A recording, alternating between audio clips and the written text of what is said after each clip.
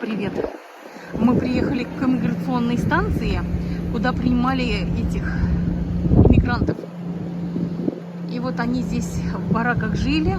Вот сюда можно отдельно на каре, вот на таком каре отдельный тур можно приехать и там внутрь зайти и все посмотреть. Такое море красивое. Здесь колокол. Ну и я не знаю, это уже потом поставили, наверное, колокол. Уже в память. Может, если кто здесь погиб. В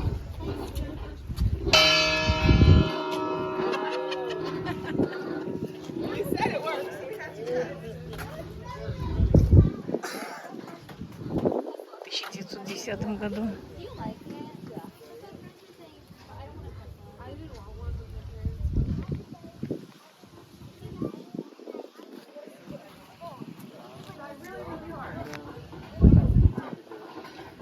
Австрия, Австралия, Аргентина. Может, они оттуда? О, СССР.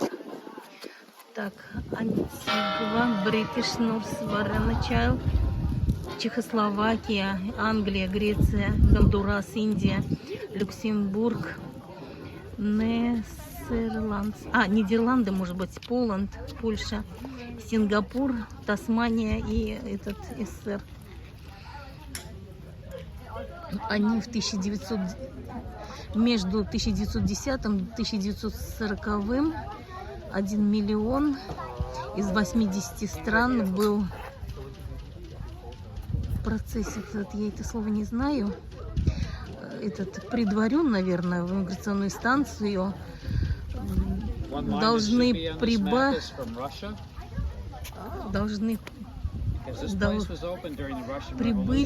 для 11 Major Ports. 11. Ну, здесь вот эти вот города все. Ой, города, страны, говорю, извините. Очень красивые деревья. Я сейчас туда, наверное, подойду, но я сначала вот сюда.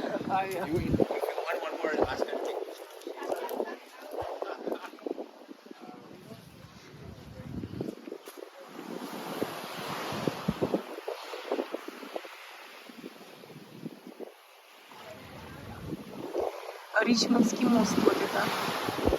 И вон там Ларкспур. Вон там.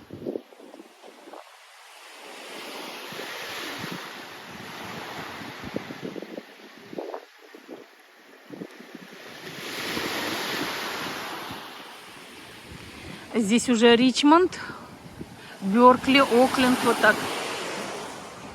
Они фотографируются на фоне колокола. Мне кажется, лучше так не делать.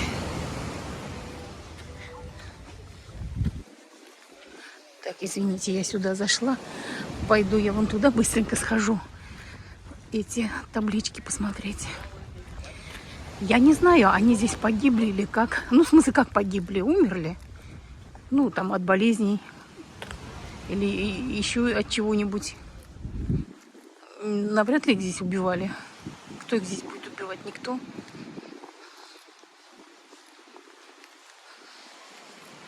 Просто в таких стесненных обстоятельствах, то есть обстоятельствах,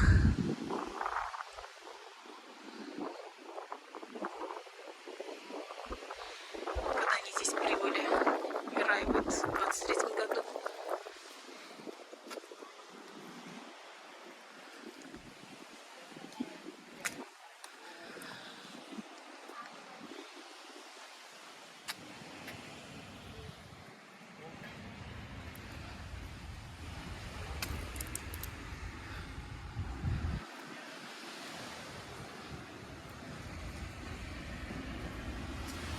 Океан отображается. Не только я там отражалась, но и океан. Ну, не океан, а залив. Так, все уже садятся. Я тоже, наверное, побежала. Отсюда побегу. Сказали, змеи тоже есть. В принципе, по-моему, каюты тоже есть. Может, каюты тоже плавать умеют. Плавучие, так сказать. Такой шум. О, хороший, посидеть здесь. Подумать.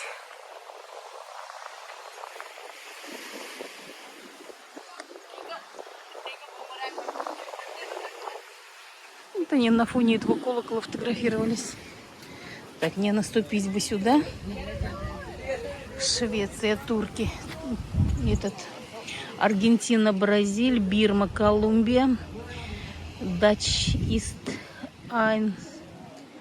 Айндис, Финляндия, Гвам, Ирак, Мака или Мака, Персия, Россия, Шведен, Швеция и Турция, Австралия, Британская Самоа, Цейлон, Куба, Эстония, Джомани. Это их фотографии здесь навечно уже. Гавайи, Джапан, Япония, Манчжурия, Новая Зеландия, Перу, Самоа, Я не знаю, что это такое. Так, он зовет. Ой, так красиво здесь вообще. Хоть это место такое, извините, место памятное, но растения очень красивые. Высадили специально. Because there were concerns about deforestation after the gold rush, because they were building all over the place and chopping down trees. Have you ever been up in Mount Sutro? It's above UCSF in San Francisco. The city passed an ordinance that said they would not tax in-city forest land. So Adolf Sutro planted that whole mountaintop with eucalyptus to save on his taxes. That's nice. The 1% have all the angles, right? Yeah, that's right. This tree's called a monkey puzzle tree.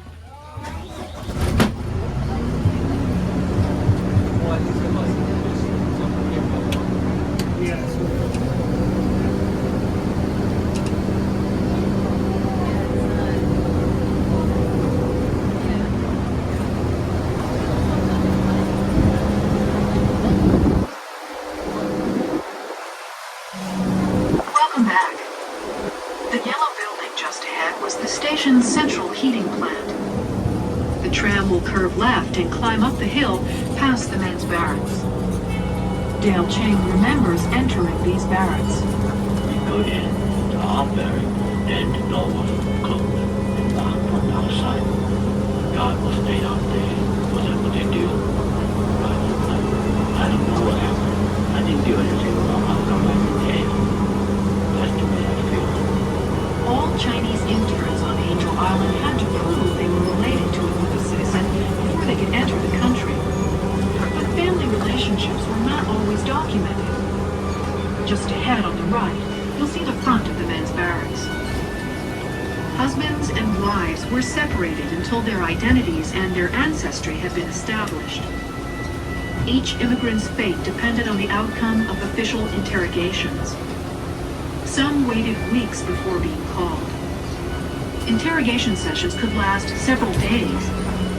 Immigration officers asked detailed, specific questions about an intern's relatives in China. Your birthday, they always ask that. Your birthday, not just yours. Parents' birthday. And someone will go back as far as 3 generations back to say your great-grandfather. If they die, where do they bury? An intern who gave an incorrect answer might remain in the barracks for weeks, even years, waiting. Some were deported back to China. But Dale Ching's story ends happily. After 3 months I was here, when they called my name. I got an hour to pack. And I got this app, let's go. My father was there, but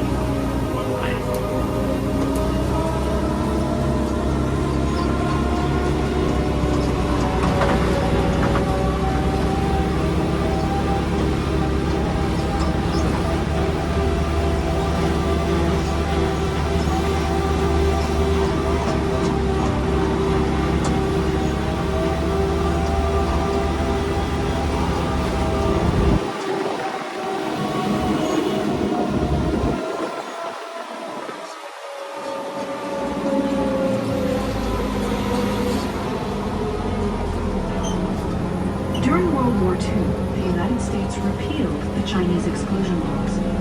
Soon, the immigration station was almost forgotten. In 1970, Alexander Weiss, a ranger, was exploring the immigration station barracks and noticed that the wooden walls were covered with hundreds of poems. These were carved and written on the walls in Chinese by the interns. Paul Chow explains the significance of the poems on the barracks walls. Chinese are not violent people. No Chinese ever escaped from Angel Island. They were trying to get into this country, so there must be a way for them to express the anger, the hostility, and the loneliness. And they found that by writing poetry. Just ahead to the right, you'll see the immigration barracks once again through the trees. Dale Ching reads one of the poems carved on the barracks walls. 木屋披露幾十天，傻因默離自牽連，可惜英雄無勇武，自 From now on, I am departing far from this building. All of my fellow villagers are rejoicing with me. Don't say that everything within is Western style. Even if it is built of jade, it is turned into a cage. We might consider the barracks walls on Angel Island one of the birthplaces of Chinese American literature. The building on the opposite hill was the hospital. That's been renovated and is now a museum. On the point out in front of the hospital, I think you can now see the tall black monument that was missing earlier.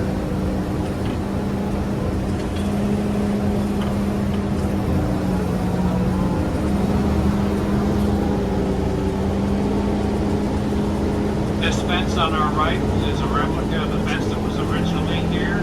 It was constructed to keep the soldiers and Morgadell apart from the immigrants at the immigration station. The only difference in the fences, the top of 6 strands are not barbed wire. We're now riding along the north side of Angel Island. A sailor would call this the island's leeward side.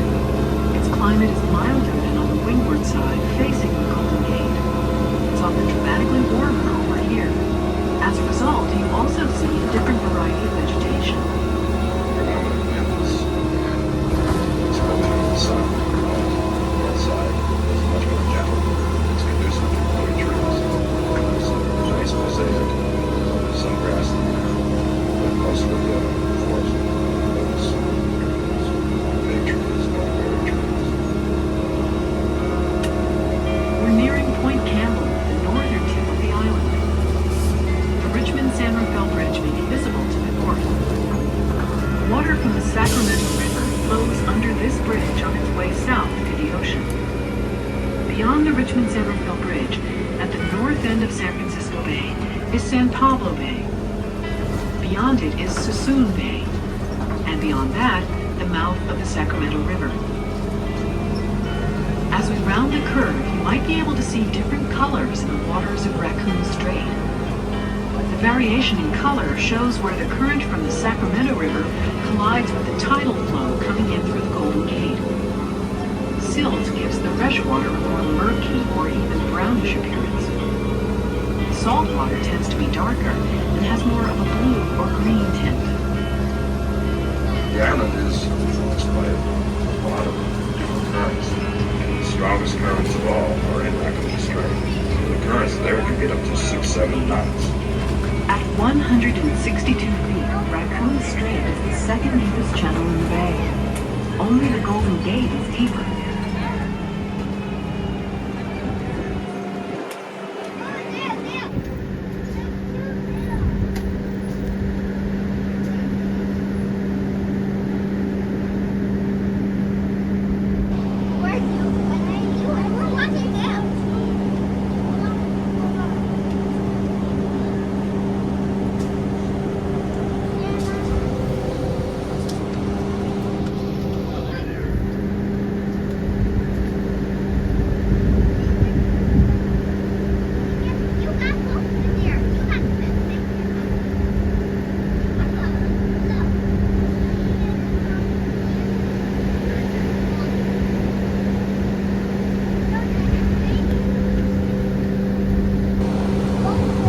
Маленький такой за ней.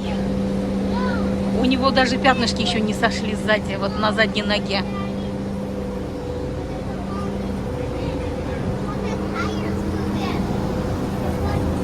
Maximum depth of 333 feet. Raccoon Strait is not named for the animal, although raccoons are found on Angel Island. The name comes from a British sloop of war, the HMS Raccoon, which was beached at Ayala Cove for several months in 1814 while its hull was repaired.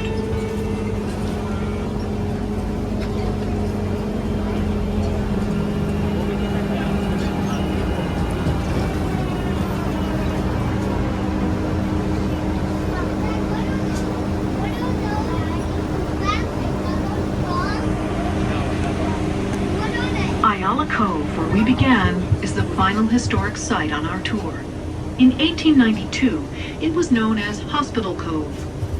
That was the year a U.S. Marine Hospital Service quarantine facility opened there. The quarantine station on Angel Island was established in response to all the ships coming to service.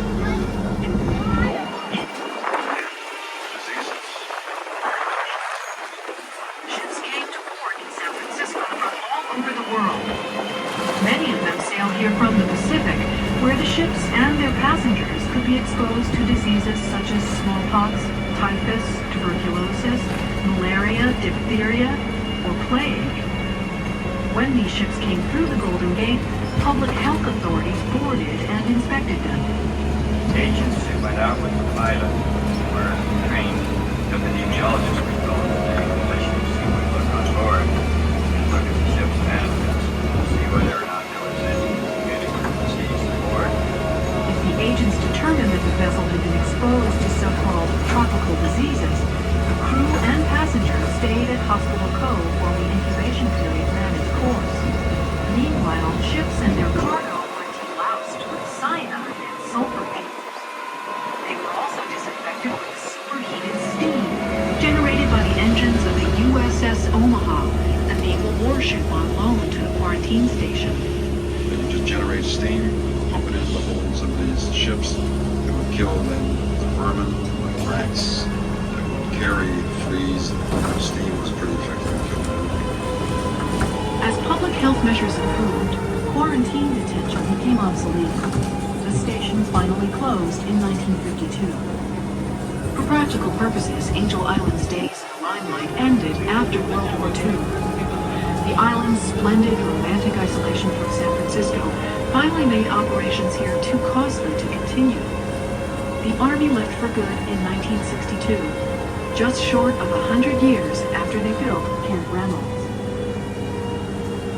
Bob Noyes remembers the contribution of marine conservationist Caroline Livermore, one of many who worked to create Angel Island State Park. What happens when the military moves out of any property? It finally winds up, you might say, on the auction block, and that happened to Angel Island. Mrs. Livermore was responsible for saying, I don't think Angel Island should be subdivided. Caroline Livermore realized the importance of preserving Angel Island in its pristine natural state.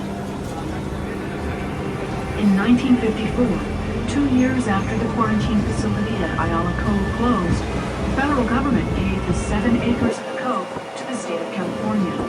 In 1963, this acreage and the rest of the island became a state park. At the heart of the densely populated Bay Area, Angel Island State Park is a core of wilderness.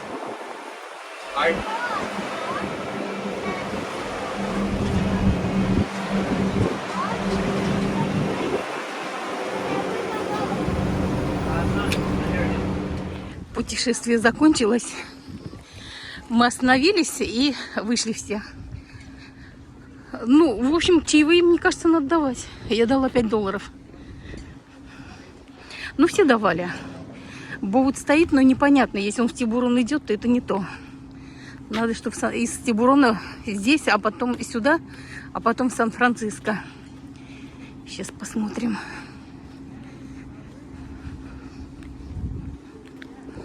Ну все. Спасибо всем, кто посмотрел про Angel Island. Если кому понравился и поставил лайк, то отдельное спасибо. Пока. Еле успела, корабль уже стоял. И вот я последняя села на Сан-Франциско из Тибурона. Уже отчаливаем, я только села. Я сейчас на втором этаже. А была вот там на мейн Сан-Франциско.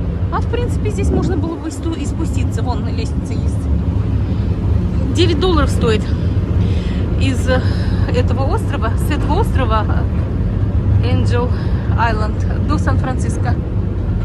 И, по-моему, высветило у меня там $23 остается. Мне как раз на ферри хватит из Сан-Франциско до Ларкспура.